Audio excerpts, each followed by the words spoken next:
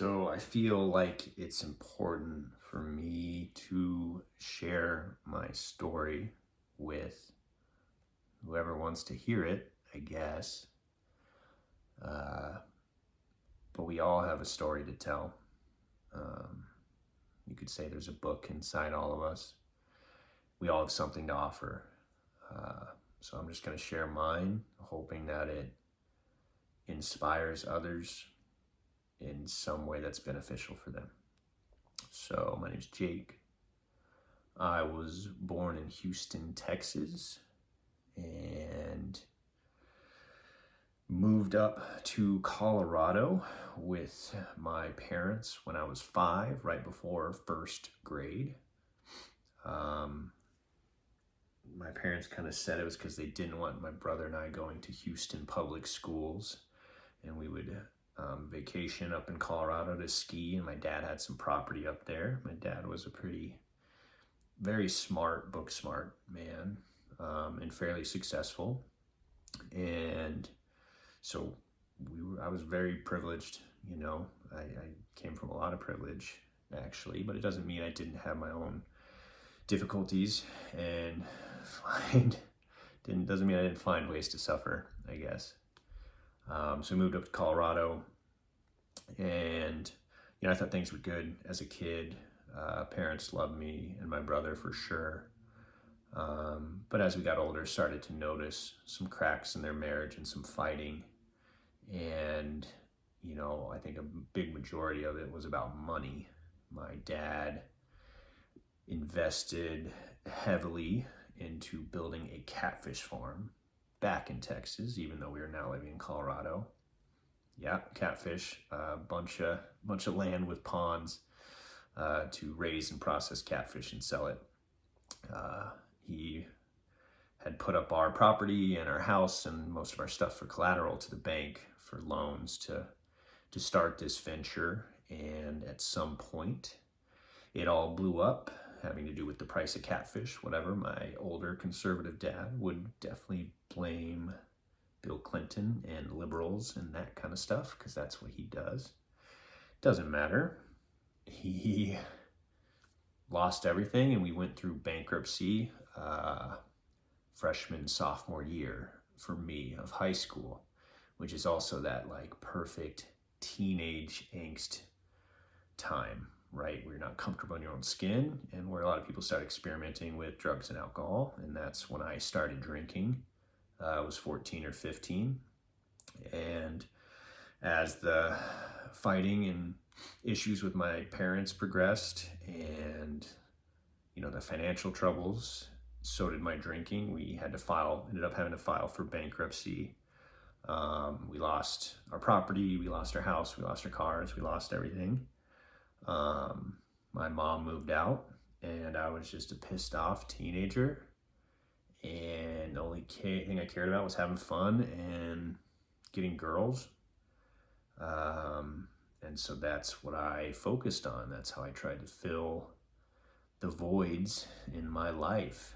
And I would say it's not too big of a deal or anything, drinking and partying in high school. And then that went into college. And especially when I got to move away and be whoever I wanted to be, I wanted to be that guy that I saw in the movies, right? I wanted to be fucking the fun partier, ladies man, all that shit.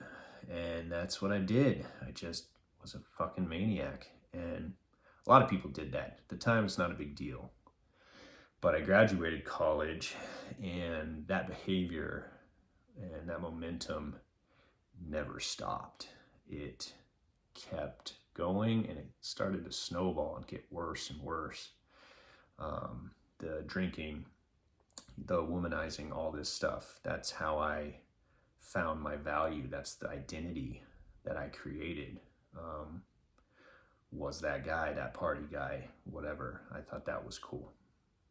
And I don't know, maybe at the time for the friends I had or whatever, it was okay. It was cool enough until it wasn't, right? And this is where, I started to notice what had once been just like what I thought was normal in a way of life, becoming an addiction. It wasn't just on the weekends. It became, more often, the heavy drinking, the partying. And it just continued and continued. Like a lot of alcoholics, I quit drinking for a couple weeks here, a couple weeks there to prove that I could. For a while, I was actually pretty high functioning, always making it to work and still working out and going to the gym and stuff during the week. And, then just raging on the weekends, right? And you can get away with that for a little while in your early 20s. But then once you pass like 26, 27, it doesn't work that way. You can't fucking do a whole 8-ball of Coke and drink a 750 of Jack and, function the next day, much less go to the gym or do well at your job. But, that's where I was. I actually had a family friend who, after I got kicked out of my house, because my roommate, relapsed on meth and all this stuff, and it was just a really bad situation. It was scary for a while, and the people he brought home, and I was locked in my room a lot, and like had a gun under my pillow and that kind of stuff, and got out of that situation, fortunately. And a family friend took me in, and his condition, I could live in his basement, but I had to look for a real job, because up to this point, even though I had my degree in finance, I was still just doing odd jobs, working for like a moving company, landscaping, kind of whatever, because finance never really resonated with me. I just did it because, again, that's what I was supposed to do, right? Accounting, finance, you're good with numbers. Like, those are good jobs. Like, there's always jobs for that. And finance was just slightly less boring than accounting to me, so that's why I chose it. Anyway, through the benevolence of my family friend, I did find a good finance job, kind of entry level. And fortunately, because of some of my skills and people skills and whatever, I got promoted pretty quickly. And within a couple of years, I had got a couple big promotions, and then I was on the trading floor as an assistant, fixed income trader, and I felt important, and I was making good money. And I had like the 4 screens in Bloomberg, and I was with the portfolio managers and on the same floor as the CEO and CFO and all this stuff. And, I was looking the best I ever had as far as society standards on paper, right? Making more money, had a good apartment. Awesome. My mom was proud of me. Things were okay, right? But no, they weren't. The better I looked on paper and the more money I had, the worse my mental and inner health got. And all that money just went up my nose or down my throat. And those last 6 to 9 months, I don't know how I did the things that I did, how I was capable of consuming that much alcohol and still getting up at like 5 in the morning to make it into work for the Trading Bell and functioning this often very stressful job and very detail oriented and like, millions and hundreds of millions of dollar trades and setting them up and making sure everything worked. And somehow I got through this. But, I was waking up a couple shots, eye opener, just to, get myself right, to go to work. Had the bottle of peppermint, spearmint, whatever fucking schnapps in the car that I'd sneak out at lunch and drink all or most of, just to, at least enough to make it until the closing bell and about 4 o'clock when I got off work. And then I'd go straight to the liquor store and, buy like a 750 of whatever, vodka, whiskey, and a pint, and then drink that. And that was my life. And I wasn't able to go to the gym anymore. I couldn't trust myself going out because I blacked out almost every night. By this point in my life, I'd blacked out hundreds of times. Fortunately or unfortunately, I had a strong stomach, so I never like puked or anything. I could hold my liquor down, but I'd be doing stuff or passed out or whatever, but I don't remember any of it. My mind would shut off. And so I remember just breaking down. I was fucked. I knew I was trapped. I was in a place where I couldn't willingly just get out of it. I needed to keep drinking because I was physically depending on it. If I stopped, I could die, or it was just the withdrawals were so bad that I had to keep drinking to be okay. but I didn't want to anymore because I didn't get to like hang out with my friends or see friends or do things that I love, like go to the gym or anything. Like it was just terrible, right? It was trapped. And the catalyst for me, which my rock bottom, which was a very lucky rock bottom, right, was getting fired from that job. I left early to go get a haircut when I had hair still, and I felt like paying too much money for a haircut because I had money. And, got off work, drank my pint of schnapps, got my haircut, and then I was convinced by a couple friends that I work with to go back to the bar, restaurant, whatever, next to work, the office, and because there was we were having a merger, we were merging firms with a British firm, and, it was like important people there to meet or whatever, and, a few drinks to me, I was like, all right, that sounds fun, I'll go socialize for a bit, it's still early in the day, 4:30, whatever, 5. But I didn't eat anything, and I got there, and I started drinking martinis or whatever, and I don't know, 5, 6, 7 martinis later, after whatever else I'd consumed, I don't remember what happened. And I know I drove home that night, and I somehow made it back so many times that I, drove and put other people's lives at risk, and, obviously felt terrible about that for a long time, but I somehow made it home. I think I called a couple people, like knowing that I was fucked because I said I knew something bad happened, but I didn't remember. I woke up that next day and like, those scaries that you get of like, what the fuck did the other guy do? What did he say? At this point, I was pretty used to cleaning up his mess, right? It was a full-time job, cleaning up drunk, blacked out Jake's mess, And it was a weekday, so I went back into work and, whatever, always hungover. And my boss's boss, called me in to his office and kind of asked me if I remember what happened and this and that. And, at the time I was like, I don't really want to know. I know how I can be as far as, flirting, not in a good way with women and stuff like that. And, he told me that I basically said the wrong stuff to the wrong people and was very inappropriate and unprofessional. And I very much believe him because I knew how I could be when I was in that state. And, he said like, the team liked me. I was good with my team. I still did my work somehow. And he was like, we all like you. This is a really sucky situation, man. But like, it's out of our hands. It's in HR's hands now. And that was like a Thursday or Friday. And then it was the weekend. And it happened to be the weekend that my buddies and I from college, all who went to school in Colorado, did like an away Broncos game, right? So we'd travel to a different part of the country where the Broncos were playing whoever. I don't really care about football that much, but it was a great chance for all of us to get together once a year after college, away from girlfriends, kids, wives, whoever had that at that time, and just have fun, right? And we just rage and party. And so this year was in Miami, so flew to Miami and just partied fucking hard, raged, drugs, obviously tons of drinking. And I forgot if it was Friday night or Saturday night. I got separated from the group, chasing tail like I normally did.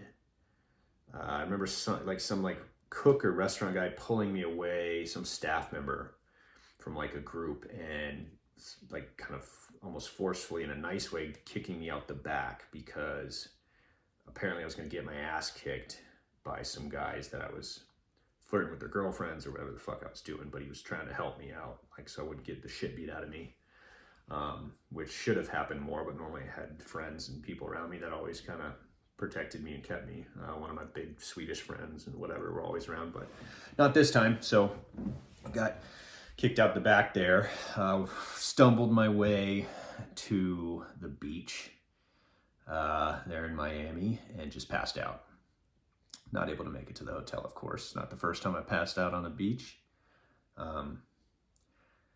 But yeah, I woke up before the sunrise at 5 or 6 in the morning or whatever. And I see all these people walking to the beach, taking their families, setting up for an awesome day of, fun on the beach and sun, people running, exercising, like living their lives in a way that looked good. Like I knew I wanted to be that way. And here I was, just covered in sand, feeling like shit, knowing that I was going to get fired. I hadn't gotten fired yet from my job, but I knew I was done for. I was fucked. And don't know how I was going to deal with that. It was like the best thing about me about that at that point. And whatever. So I started walking on the beach back to our hotel, a mile or two. And then the sun came up over the Atlantic Ocean and it broke me. The sun came up and I just sat there and it was so beautiful, but at the same time, I just fucking cried for like 20, 30 minutes. And something inside me broke. In a good way, I guess, because I just knew at that moment that I couldn't do this anymore, that I didn't want to do this anymore. Like, this is not the life that I wanted, and I hated it, and I was scared of, it was the life I knew, and I was scared of, like, sobriety and recovery or whatever now. But whatever was ahead of me, like, anything was better than what I was doing and the path that I was walking right now. And yeah, I just remember that moment super clearly, and I will for the rest of my life. I got back to the hotel, talked with another kid who had been up all night or whatever, shot the shit, still kept drinking and doing drugs and stuff for the rest of the trip. But I knew I was going to get sober. Like, it was time to make a change. You know, in here. I knew up here for a long time in my head that I needed to stop drinking, I needed to do better. But this is when, like, my heart broke and my soul was like, you're done. It's time. So, got back to Denver, and I don't think it was Monday, but it was Tuesday that I got fired. Or maybe I didn't make it to work Monday because I was so hungover. I took that day off because I was smart enough at this point when I went on these kind of trips to know to take a buffer day before I went back to work or attempted to go back to work. And so I fucking got in and got fired promptly. And yeah, it was expected, but I'd never really been fired before, to be honest with you, somehow, up until this point. I was 30 years old. It was about a month after my 30th birthday. And so I was like, I just didn't know, like, what to do. I couldn't tell my mom that I had been fired. She was so proud of me for having this job or whatever. But I was supposed to see her for Christmas. And this was like early December. And so I was like, you know, at least when I see her during Christmas, I can be heading in the right direction. I could be sober. So that was my plan. And knowing what I know about detox and alcohol withdrawals now, I wouldn't have done it this way. But at the time, the amazing girl that I was with, friend, girlfriend sometimes, whatever, I bought a fuckload of shooters, you know, single shooters. I gave them to her and I said, put these somewhere where I can't get to them. And here's my schedule to wean me off alcohol. And I want you to give me, you know, half in the morning and then half in the other half in the afternoon. And that first day weaning down was like 18 drinks. Because at that point, like I said, for the last 6 months or so, I was at a solid 25, average 30 drinks a day. So the first day was like 18. And then 16 the next day, 14, 12, 10, 8, 6, 4, 4, 2, done. So over the period of a week, 10 days, I started tapering off alcohol with the help of this friend. Somehow stuck to the schedule. And my last drink was on December 22nd. I don't remember if December 22nd is my like sober birthday. And I don't remember if that was like my first totally sober day or my last drink. It doesn't fucking matter, but that's when I celebrate my new life and my rebirth. December 22nd of 2017. And so, yeah, because then it was the next day, the 23rd, I drove up to Steamboat Springs, where I grew up, and it's like 3 hours from Denver. And I got up there and saw my mom, and I was like, hey, just so you know, I know you've been worried about my drinking for a long time, and I've kind of had some issues, and been kind of got so many sleepless nights for her, and so many gray hairs in her head, and the couple times I went to jail, and all the bullshit, and messed up cars, somehow never got DUIs, whatever. But it's time for me. I told her, I was like, it's time for me to stop drinking. I'm a couple days, sober right now. I just want to give you a heads up in advance if I'm kind of like a dick or an asshole or just not myself. It's because I'm kind of withdrawing a little bit from alcohol, and I don't want to go see friends. I don't want to go out or do anything. I just want to stay in with you and watch movies and sleep and rest and recover and do puzzles. And so that's what we did. And I was supposed to be up there for like 3 or 4 days or whatever. And I was like, hey, I took some time off work. I don't have to go back. I wasn't ready to tell her the truth that I got fired because of my drinking. Later on, I found out she kind of knew more than I thought, like moms normally do. But it's like, hey, I'm gonna stay up another week if that's okay. I just, want to spend some time with you, and I want to make sure I'm feeling good. So that was kind of my detox for me, was the taper, and then up in the mountains with my mom's house.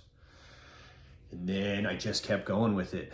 And I knew right away that it was like I had to do work, right? I had to do the inner work and answer some questions and figure out like why, I felt like I needed to drink, what I was running from, what I was escaping from. So that was the start of my journey. And I got very lucky to have everything fall into place, which I think things do when you're aligning with your truth. The universe is conspiring to help you if you're out there to help yourself.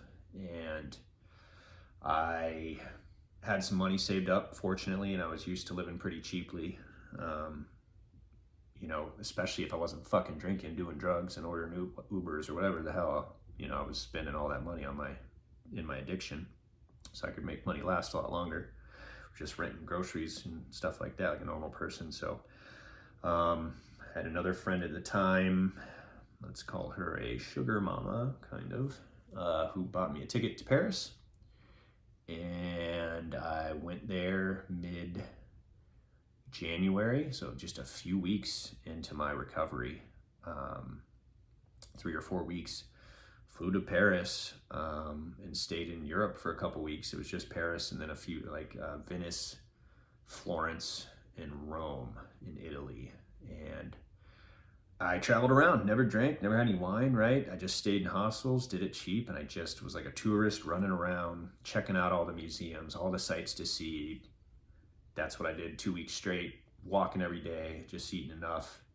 I think I lost about 14 pounds in 14 days, all that water weight from like the swollen face drinking. I go back and look at pictures, and you got the swollen face and the red kind of alcohol swell, and that was great. That was the start of it. And then I got back, and recovery was my job.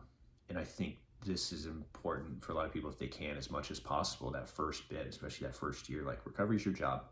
You got to do what you got to do, to pay bills. And it's a lot harder if you have obligations and responsibility, family, whatever. You got to do those things, and that's a harder barrier and obstacle. But fortunately for me, it was just me, and I had a bit of money. So the next thing I did was a friend from college. Her dad was a pretty well-off doctor and farmer in Iowa, and had some property and needed someone who was physical, younger, strong, and capable to do a lot of labor work. And he would pay me, a little bit for my work and give me room and board. So I went out there, and I called that for about 3.5 months. Yeah, something like 100 days. That was like my inpatient rehab for myself. I went out, I just worked 40 plus hours a week, went to the gym 4 or 5 times a week. They didn't even have Wi-Fi. And so I read. So all I did, I just got my mind and my body and my soul healed and better. And that's all I did, was read, work, and work out. And it was awesome. I isolated myself. I took myself out of my environment, friends, whatever, temptation, removing myself from it. Then I came back to Denver for a bit, checked in, whatever, and then was able to fly out to the Philippines and see my dad. He had worked for the airline, so I got buddy passes. You know, it took me like 2 or 3 days to get to Manila. You know, sleeping in a couple random airports, San Francisco, and then maybe Hong Kong or something. I forgot, sleeping on the floor. What I had enough to get by, but I didn't have a lot of money, so everything was as cheap as possible. But since the plane ticket was covered by him, and I was staying with him, it was like actually a really cheap trip. But it was great. Went out there for about a month and a half, 6 weeks, and again, same kind of thing, a little more of a vacation. Didn't work, but I swam in the ocean like every day, sat on the beach, read a lot, you know, kind of meditated, started looking inward, and answering some of these questions, and just like reading self-help books. I have a whole litany list of them that I could give you, and I can post or whatever if anyone wants them. But I just started reading and learning and just letting my body and mind heal and clear out. And yeah, so that was great. And then I came back to Denver. Recovery was still my job, but I was out of money and I needed to pay the bills. So I started working as a valet. You know, I was 30 years old. I had a finance job where I was making like 6 figures, a little more with benefits and everything. And that was good for me at the time. It was really good. But you know, not anymore. And it was okay. I was working valet because it was just a job. I could take it, leave it there. It wasn't triggering. Park some cars. I was good with people, so I actually made okay money because of the tips. And it was for a hotel mostly, some restaurants, but I did that, I don't know, not even 40 hours a week, 30, 32 hours a week, because again, it just worked enough to pay the bills. And I focused on going to the gym. I started doing yoga, and I kept reading and learning about myself. And then that's also, you know, once I had, I think it's about 9 months of sobriety, I started seeing a therapist and was able to do some pretty good work with him. Couldn't afford to see him all that much, you know, once every couple weeks at first, and then once a month for 4 or 5 or 6 months or whatever. But it was enough, like, of a professional. Like I still did a lot of work on my own, but like just a touch base professional to start letting go of some of my like traumas, resentments, just bullshit, right? And doing that work and releasing the negative things that weren't serving me. And so I did that. And then, you know, it was a year and a half just valeting. It was starting to be like, okay, it's time, like I'm steady in my sobriety now. And by sobriety, I mean from alcohol. I actually leaned on marijuana very heavy for my first year and a half of sobriety or of recovery, because, you know, yeah, I could smoke too much weed and abuse it a little bit and then maybe lose some motivation, but like I still went to work, I could remember everything, I was still motivated to go to the gym, I wasn't acting out or being mean or angry or anything like that. So I'm not saying it was the best replacement, but for me it was definitely a harm reduction tool. Alcohol was killing me, alcohol was destroying my life. I could deal with the weed and the cigarettes later. Definitely still smoke tons of cigarettes because I picked up smoking when I was drinking. And I, at first in college, was like, oh, I only smoke when I drink. But all of a sudden, when you're drinking every day, you're smoking every day too. So I was a fucking cigarette smoker, especially after I was studied abroad in Australia. Anyway, let's see. So yeah, I was getting to the point where I was like, okay, it's time to start moving on, right? Like you're stable, you got a good foundation in your recovery. You know, it's time to look for like what do you want to do with your life, you know, for work. What's the plan here? And something told me, an intuition, whatever, to get out of Denver, kind of, but especially like circumstances promoted it, because the house I was living with a few guys, they were all kind of going their own ways. One was moving back to Pennsylvania. One was moving in with his girlfriend. And the other one was doing his own thing. So like, I didn't want to sign a lease to live in Denver by myself and pay too much, I thought at that point, for like a studio or 1 bedroom, and commit to that. So I was like, you know, I'm gonna take a break from Denver. I'm gonna go back to Steamboat, see if my mom will let me stay with her, because I saw a flyer over Christmas or something in 2019 for yoga teacher training. And at that point, I've been doing yoga for a year and a half, and I fell in love with yoga for the benefits it gives you, mind, body, and spirit. And it helped me a lot in my recovery. And I was like, I'm gonna do yoga forever. Like, this will be for my practice. I don't know if I want to be a yoga teacher or anything, but this will be a 200-hour teacher training class would be awesome. I'll take a few months to do that, stay with my mom, and I'll go from there. And so I decided to do that. And bam, I'm really glad I did, because that's when COVID hit and the pandemic, and I was so glad to be out of the city. And I was just up in the mountains. Way better to be in small rural places during this time, right? You know this. Unfortunately, because of COVID, it did cancel my yoga teacher training class, but I think the purpose there, everything happens for you. It got me out of Denver, and I was up in Steamboat. I was working for the mountain for a bit, the ski mountain, driving a shuttle before they shut down too. And then another opportunity, like right as that happened, worked out. Her neighbor actually owned like 250-acre dairy farm and made cheese and needed someone to help him. Not a well-established whatever, he was still playing with it, whatever, but he just needs someone to help him. And, growing up on our property, I loved fixing fence. I love animals. I love cheese. I love dairy. So I was like, heck yeah, that sounds great. And so for all that summer, I was in the Elk River Valley outside Steamboat Springs, absolutely beautiful place, surrounded by cows, a set of people, which, during that heightened scare, pandemic, and the world shut down, couldn't have been in a better place at this time. And did that. I wanted to be a part of what he was doing there, maybe more long term, but we couldn't come to agreement as far as what I thought it was worth for me to commit, for like 5 years to this. And so, I didn't know what I was going to do next. And out of the blue, my good friend from college, his parents called me up and said they were looking to buy a business out in Oregon, and a FedEx business, a bunch of FedEx routes for their son to run, and they wanted me to run it with him and partner with him, and I could work with him. They were just gonna, as long as the loan got paid back, they were retired and well off. They were kind of like angel investors, and we would be able to keep the company, and I would be able to earn sweat equity in that company. And for someone who's 33 with no money starting over, I thought this was a great opportunity, especially financially, to make something and build some equity and some income. And so I was like, hell yeah, I'll go out to Central Oregon. Sounds like a great place too. So yeah, that in 2020, I went out to Oregon. I was able to stay with them. He was living with his parents, my buddy Dave, and I stayed with them, and we started working with the contractor and his manager, learning the routes and the systems and the trucks and the guys and all that stuff to buy the business.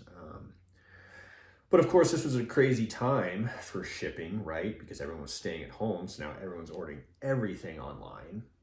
No one's going out to stores or closed, brick and mortar, whatever. So the, shipping FedEx, UPS business just went crazy, and he had to buy a bunch more trucks, and everything was getting restructured. And so, the family and him could never come to an agreement on a price or whatever. So the deal fell through, and now I'm living out in Oregon. That business opportunity is not happening. I'm just driving for him as just a driver, which is fine. I don't mind that kind of work. But, there was more. It wasn't nourishing my soul, and I knew there was more I needed to do.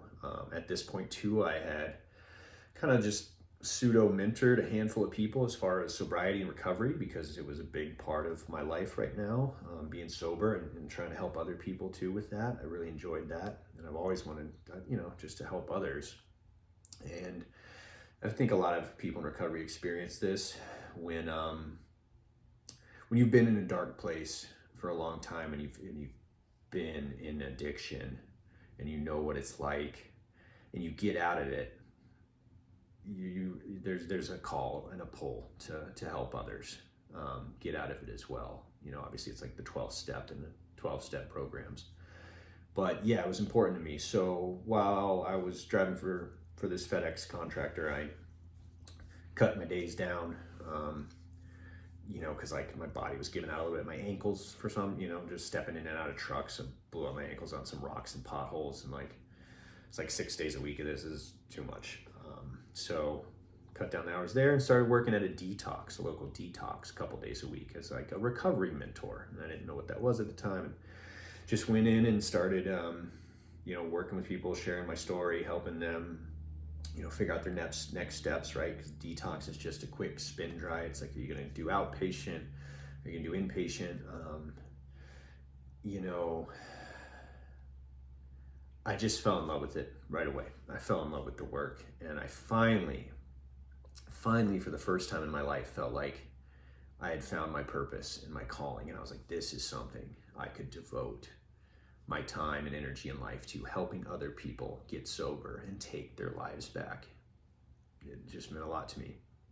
So I very quickly quit FedEx and went full time working as a recovery mentor. Huge pay cut, made like half as much or not no money again. But I loved the work. I got certified. Took the 40-hour class and got the hours for a certified recovery mentor. And right at that time too, someone was like, hey, the state's doing, they're sponsoring KDAC or CADC, certified alcohol and drug counselor classes. Like, that's the next step to be a drug and alcohol counselor for free. You should apply. I applied. I got accepted to one of the cohorts. Started doing that. And, since I was working full time, you need like 1,000 supervised hours. So I was going to get that within 6-8 months, whatever. And so I got that because I already knew, for a long time, I knew I wanted to work for myself and start a business, but I never gave a shit about anything enough to, start a business about it, to justify putting all this energy and kind of being married to like a business. But since I knew like, inside I had found my purpose and my calling, I was like, this is great. This, like, I need to get some experience, right? I need to get some education. I have my personal experience, but I need to get experience in the field and get some letters behind my name. So that's what I did. Got certified as a drug and alcohol counselor, and I did that for probably about half a year. Moved from a detox to an outpatient setting. It was actually a medication-supported recovery setting. Loved my provider, loved my team. They do amazing things.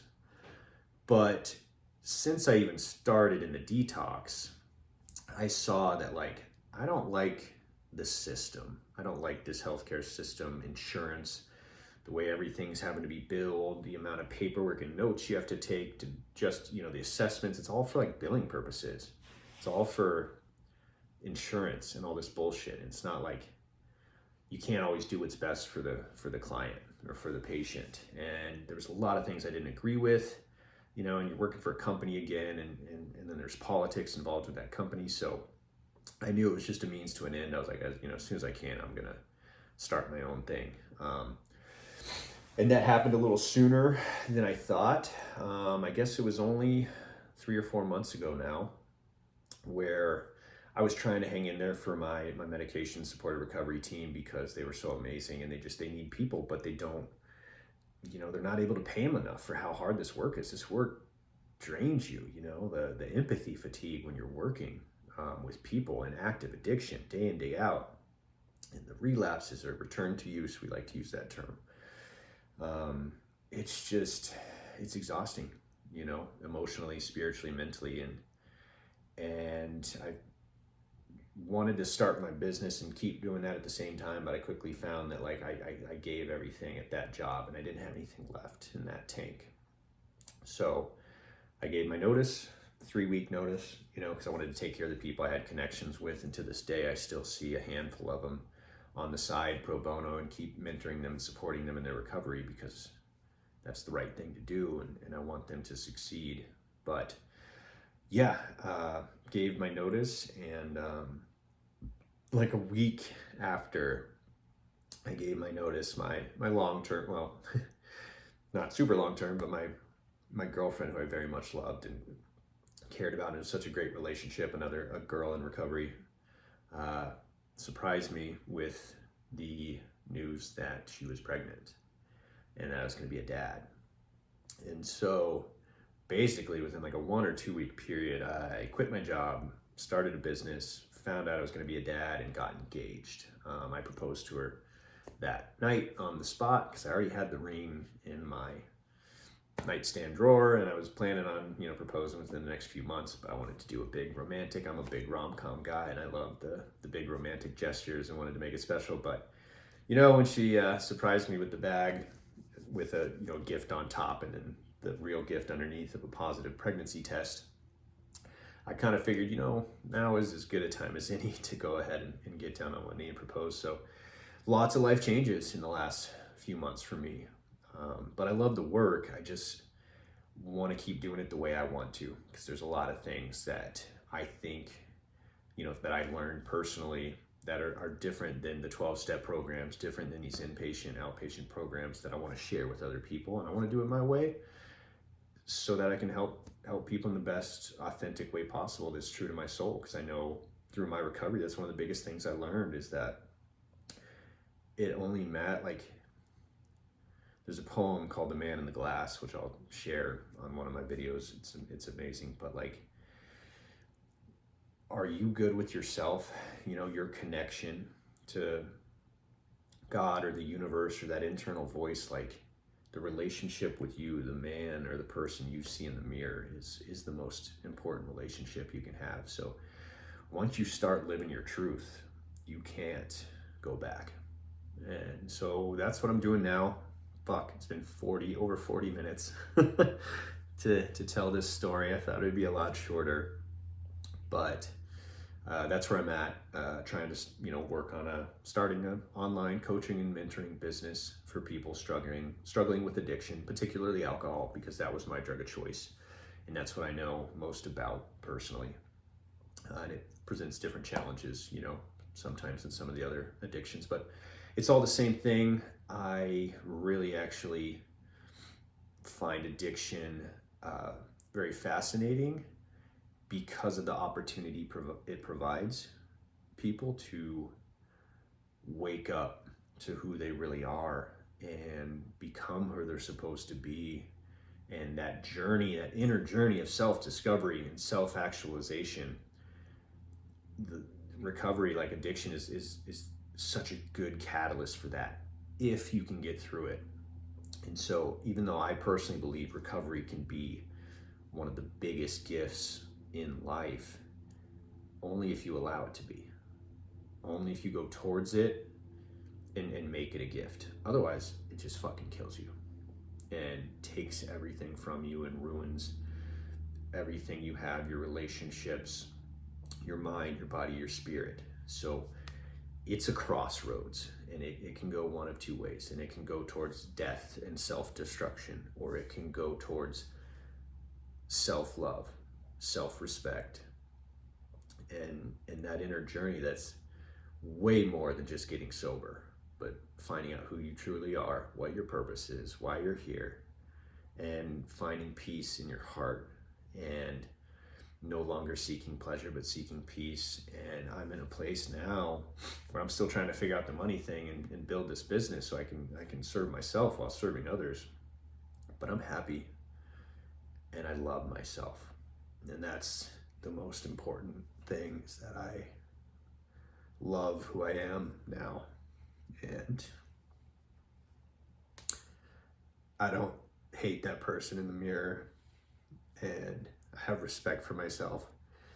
And in my spiritual journey, when you realize that we're all connected and we're all one, and I believe we're all just from one source of consciousness and energy, love, God, the universe, whatever you want to call it.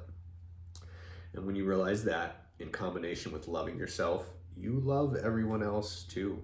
It doesn't mean I like everyone, but I really do have love for everyone and everything in this reality, in this universe. And so I want to help them. I want to make the world a better place, and I want to help you be your best self, because we are one, and I am you and you are me. But the best thing I can do, or anyone can do for anyone else, is work on themselves so that they can show up in this world as best person, and they can be the best version of themselves. And that's how we change the world, and that's how we save the world. This world that's struggling right now is one person at a time, and from the bottom up, and we lift each other up. Like every drop of the ocean lifts the ocean up. So that is my story, and that's where I'm at now. And whatever journey, like spot you are in your journey, wherever you are, it can get better. I know that. I've lived it. I believe that. I feel like I've been in the darkest places and gotten out of them, and there's a gift to that too. I appreciate the light so much more when you've lived in darkness, and I'm okay with both because they're both here. But where are you going to put your focus? And what's your choice? How are you going to see things? So if you've made it this far, thank you so much for listening. I wish you the best. I really just wish you peace and love and happiness, and that you can find fulfillment in your life and yourself. And if I can help you do that, it would be my honor. And there's nothing better than helping someone help themselves. So thank you. And yeah, don't forget.